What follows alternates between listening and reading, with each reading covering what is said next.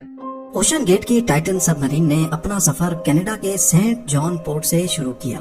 जिस लोकेशन पे इसको ओशन के अंदर डाइव करना था, ये सेंट जॉन से 700 किलोमीटर दूर नॉर्थ अटलांटिक ओशन में वाक़ है और इसी पॉइंट पर ठंडे पानी के नीचे ओशन की गहराइयों में टाइटैनिक का शिप रेक भी मौजूद है। सैटरडे 17 जून 2023 को ये सफर शुरू किया गया और प्लान के मुताबिक अगले दिन संडे को सुबह 8 बजे टाइटन को पानी में उतारा जाना था। नाज़रीन, इस सफर में टोटल 5 लोग मौजूद थे, जिसमें एक्शन एविएशन के फाउंडर हार्नेश हार्डिंग भी मौजूद थे। इन्होंने जेफ बेजोस के साथ स्पेस में भी ट्रेवल किया था। दूसरे नंबर पे स्टॉकटन रश, जो ओशन गेट के CEO भी थे। ये अमेरिकन कंपनी ओशन टूरिज्म के लिए सबमर्सिबल्स फराहम करती है।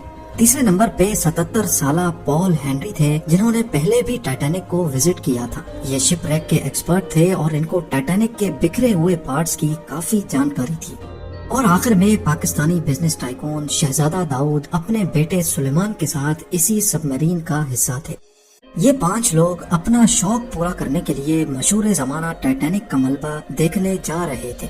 और टाइटैनिक शिपरेक समंदर की सतह से 4000 मीटर यानी 4 किलोमीटर नीचे है। इस गहराई को इमेजिन करना हो तो आप बुर्ज खलीफा को देखें और समझ लें कि टाइटैनिक का मलबा समंदर में करीब 5 टाइम्स बुर्ज खलीफा की हाइट जितना नीचे है।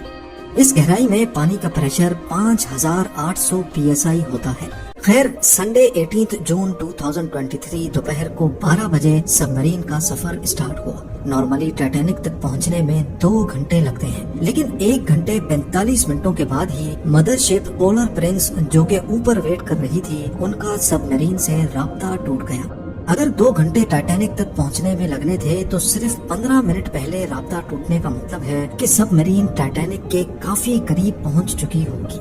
समंदर की इस गहराई में सूरज की रोशनी पहुंचना नामुमकिन है और यहाँ हर वक्त इंतहाई सख्त अंधेरा होता है। इतनी गहराई में वायरलेस सिग्नल का टूटना एक नॉर्मल बात होती है, लिहाजा पहले इस बात को ज्यादा सीरियस नहीं लिया गया। ये पूरा ट्रिप टोटल 7 घंटों का था। 12 बजे से लेकर शाम को 7 बजे इनको वापस लौटना था, लेकिन जब शाम 7 बजे तक भी टाइटन से कोई राब्ता ना हुआ और ना ही वो वापस लौटी, तो अब ऊपर खड़ी मदरशिप में मौजूद क्रू के पसीने छूटना शुरू हो गए। Canadian research vessel polar Prince ने टाइटन की तलाश शुरू कर दी। 9:40 पे उन्होंने US कोस्ट गार्ड से राब्ता करके मदद तलब की। अगले दिन मंडे को US और कैनेडियन शिप्स और प्लेन्स ने पूरे एरिया में एक प्रॉपर सर्च ऑपरेशन शुरू कर दिया। इस एरिया में जो कमर्शियल वेसल्स थी, उनको भी ऑर्डर दे दिया गया कि वो अपनी आंखें खुली रखें। अगले 2 दिनों तक ये तलाश जारी रही, लेकिन टाइटन का कोई अता पता ना चल सका। लेकिन फिर एक उम्मीद की किरण नजर आई।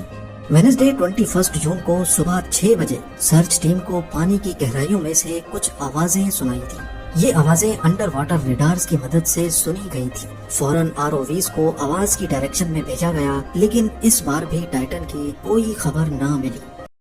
सबमरीन में जितना ऑक्सीजन था, वो सिर्फ 96 घंटे या फिर 4 दिनों तक का था और इस वक्त तक 4 में से 3 दिन गुजर चुके थे।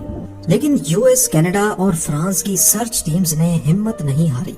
थर्सडे 22 जून को दोपहर 12 बजे ROVs को टाइटैनिक के मलबे के पास भेजा गया। वहां पहुंचकर जो देखा गया वो वाकई दिल दहला देने वाला मंजर था।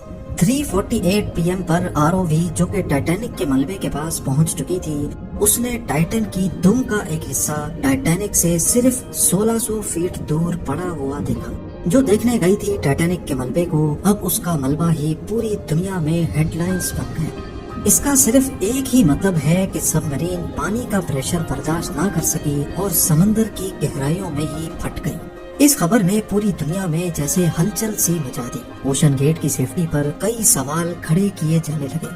ओशन गेट के CEO स्टॉकटन रश, जो कि खुद इस वाक़े में अपनी जान गंवा बैठे हैं, उन्होंने 2021 में कहा था कि वो जानते हैं कि उन्होंने टाइटन को बनाते वक्त कुछ रूल्स तोड़े हैं, क्योंकि उन्होंने टाइटन को स्टील से नहीं बल्कि एविएशन ग्रेड कार्बन फाइबर से बनाया है। पर वो इस इंडस्ट्री में कुछ नई इनोवेशंस करना चाहते थे, तभी स्टील को रिप्लेस करके कार्बन फाइबर का इस्तेमाल किया गया था। पहली बार लॉन्च से पहले टाइटन को 5000 से 10,000 PSI के प्रेशर पे टेस्ट भी किया गया, जिसमें वो पास हो गई थी। پر ایکسپرٹس کا ماننا ہے کہ اوشن کے اندر ہزاروں قسم کی طاقتیں سب میرین پر پڑتی ہیں، جس میں نہ صرف پریشر بلکہ پانی کا بہاؤ بھی ہوتا ہے جو کہ لہروں کی وجہ سے پیدا ہوتا ہے۔ اس کے علاوہ اندھیرے کی وجہ سے یہ بھی ہو سکتا ہے کہ کوئی بھاری پتھر یا پھر سمندری مخلوق سب میرین سے ٹکرائی ہو۔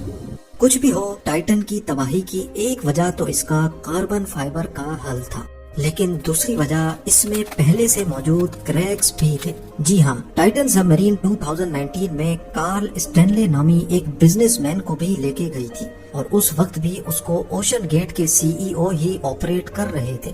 کارل نے بتایا کہ اس سفر کے دوران جب وہ نیچے جا رہے تھے تو ان کو ٹائٹن کی باڈی میں سے کریکنگ کی آواز سنائی دی تھی۔ At one point, I was actually even able to drive the submarine towards deeper water by the sound of the cracking getting louder. اس وقت انہوں نے اس آواز پر زیادہ دھیان نہیں دیا کیونکہ ان کو اوشن گیٹ کے CEO جنہوں نے خود یہ سب میرین ڈیزائن کی تھی ان پر پورا بھروسہ تھا، لیکن اس حادثے کے بعد انہوں نے CNN کو بتایا کہ شاید وہ آواز اس بات کی وارننگ تھی کہ ٹائٹن کی باڈی پانی کا پریشر برداشت نہیں کر پا رہی۔ اس گہرائی میں ٹائٹن پھٹی ہے۔ ایکسپرٹس کا کہنا ہے کہ اس کو پھٹنے میں صرف 0.3 سیکنڈز لگے ہوں گے۔